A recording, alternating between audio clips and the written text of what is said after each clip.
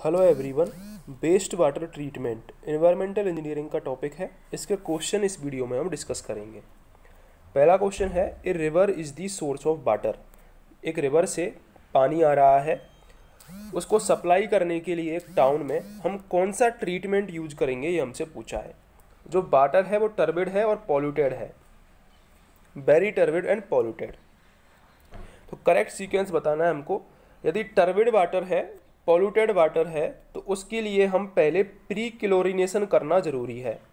Chlorination हम तभी करते हैं जब वाटर पॉल्यूटेड होता है, ठीक है। तो प्री क्लोरीनेशन इसके लिए ज़रूरी होगी यदि टर्बिड और पॉल्यूटेड वाटर है तो, ठीक है। अब ऑप्शन देखो, ऑप्शन में कहीं भी प्री क्लोरीनेशन आपको नहीं दे रखा है तीनों में, ठीक है। फर्स्ट ऑप्शन में दे रखा है, इसलिए फर्स्ट ऑप्शन करेक्ट हो जाएगा हमारा, ठीक है। लेकिन सीक्वेंस क्या रहेगा, ये रहेगा प्री सेडिमेंटेशन, उसके बाद प्री क्लोरीनेशन, उसके बाद कोगुलेशन होगा, कोगुलेशन के बाद सेडिमेंटेशन, उसके बाद फिल्ट्रेशन और उसके बाद होगा पोस्ट क्लोरीनेशन, ठीक है। दोनों करने पड़ते हैं, यहाँ पर प्री क्लोरीनेशन भी करना पड़ता है और पोस्ट क्लोरीनेशन भी करना पड़ता है जब हम टाउन को वाटर सप्लाई कर रहे होते हैं एक पॉल्यूटेड रिवर से, ठीक है। तो ये था फर्स्ट ऑप्शन, यहाँ पर करेक्ट हो जाएगा। अगला क्वेश्चन है हमारा, which of the following statement is are true in relation to the term detention period. Detention period के लिए इनमें से कौन सा ट्रू है। फर्स्ट ऑप्शन देखते हैं, it may be determined by introducing a dye in the inlet and timing its appearance at the outlet, ठीक है। तो ये गलत है, फर्स्ट ऑप्शन यहाँ पर गलत है। सेकंड है, greater the detention period greater the efficiency of removal, ये बिल्कुल करेक्ट है, ठीक है। यदि डिटेंशन पीरियड ज़्यादा होगा तो हमारा एफिशिएंसी ऑफ रिमूवल भी क्या होगी, ज़्यादा होगी, ठीक है। It is the time taken for any unit of water to pass through the settling basin, बिल्कुल करेक्ट है। सेटलिंग बेसिन से किसी यूनिट को, वाटर की यूनिट को पास होने के लिए जितना टाइम लगता है उसको हम क्या बोलते हैं, उसको हम डिटेंशन टाइम बोलते हैं, डिटेंशन टाइम बोलते हैं, ठीक है। फोर्थ ऑप्शन है हमारा, it is usually more than the flow through period, ये बिल्कुल करेक्ट है। जो फ्लो थ्रो पीरियड है वो हमेशा कम होगा किससे, डिटेंशन पीरियड से। फ्लो थ्रो पीरियड हमेशा डिटेंशन पीरियड से कम होगा। अब ये फ्लो थ्रो पीरियड होता क्या है, ये है actual average time for batch of water. Batch of water के लिए एक्चुअल एवरेज टाइम होता है फ्लो थ्रो पीरियड, लेकिन डिटेंशन पीरियड उससे ज़्यादा होता है हमेशा। तो सेकंड, थर्ड और फोर्थ ये करेक्ट हो जाएंगे, फर्स्ट ऑप्शन हमारा गलत था। अगला क्वेश्चन है हमारा, which of the following treatment will be indicated for a rural water supply from a deep ground water. सबसे पहली बात, ग्राउंड वाटर के लिए हम क्या यूज़ में लेते हैं, ग्राउंड वाटर के लिए हम डिसइंफेक्शन यूज़ में लेते हैं, ठीक है। बस डिसइंफेक्शन क्या होता है, क्लोरीनेशन होता है बेसिकली, क्लोरीनेशन, ठीक है। और क्लोरीनेशन आ रहा है तो क्लोरीनेशन मतलब ब्लीचिंग पाउडर भी आएगा, क्योंकि ब्लीचिंग पाउडर से ही क्लोरीनेशन होता है, ठीक है। ब्लीचिंग पाउडर में लगभग 30 से 35% क्लोरीन होती है, ये भी आपको जरूर याद रखना है, आता है एग्जाम में, ठीक है। तो डीप ग्राउंड वाटर से यदि रूरल वाटर सप्लाई हो रही है तो उसके लिए सेडिमेंटेशन जरूरी नहीं है, एलम जरूरी नहीं है, ना ही पोटेशियम परमैंगनेट जरूरी है, क्योंकि ये चीज़ें किस लिए काम में आती हैं, ये काम में आती है टर्बिडिटी होती है। जब टर्बिडिटी कहाँ होती है, टर्बिडिटी होती है रिवर में या फिर लेक में, तब काम में आती हैं ये, ठीक है।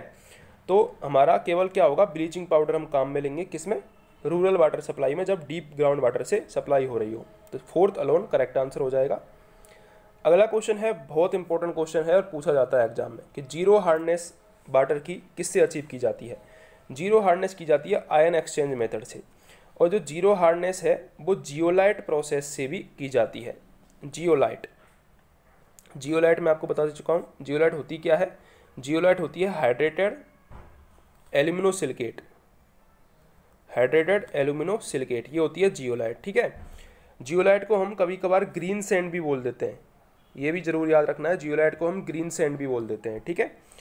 और इसके अलावा सिंथेटिक रेजिन्स इससे भी हार्डनेस कम की जाती है, सिंथेटिक रेजिन्स, ठीक है।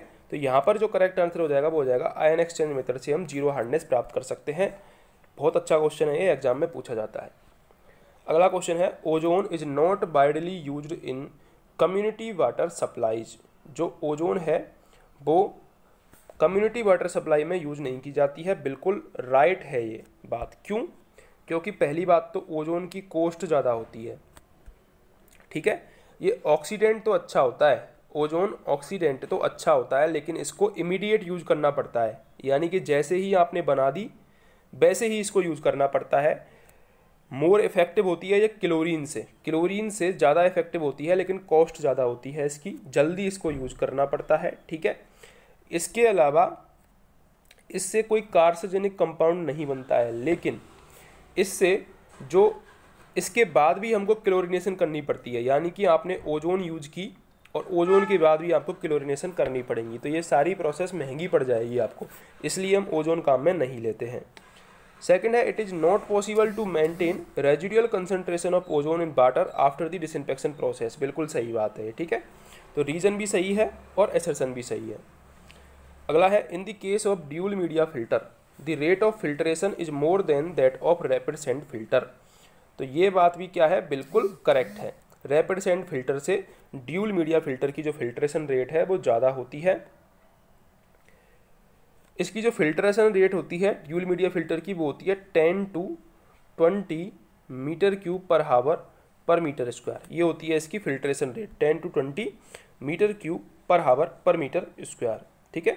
ये लगभग 4 गुना होती है रैपिड सेंड फिल्टर की। ये भी आपको याद रखना, पूछा जा सकता है कि ड्यूल मीडिया फिल्टर 4 गुना तेज होता है रैपिड सेंड फिल्टर से। इसमें काम क्या लेते हैं हम, ड्यूल मीडिया फिल्टर में हम एक तो एंथ्रेसाइट काम में लेते हैं, एंथ्रेसाइट, ठीक है, और एक हम काम में लेते हैं सिलिका। तो जो एंथ्रेसाइट होता है ये एक प्रकार का कोयला है, जो आपकी पता होगा सबसे अच्छा कोयला होता है एंथ्रेसाइट। इसको हम टॉप पर रखते हैं, ठीक है।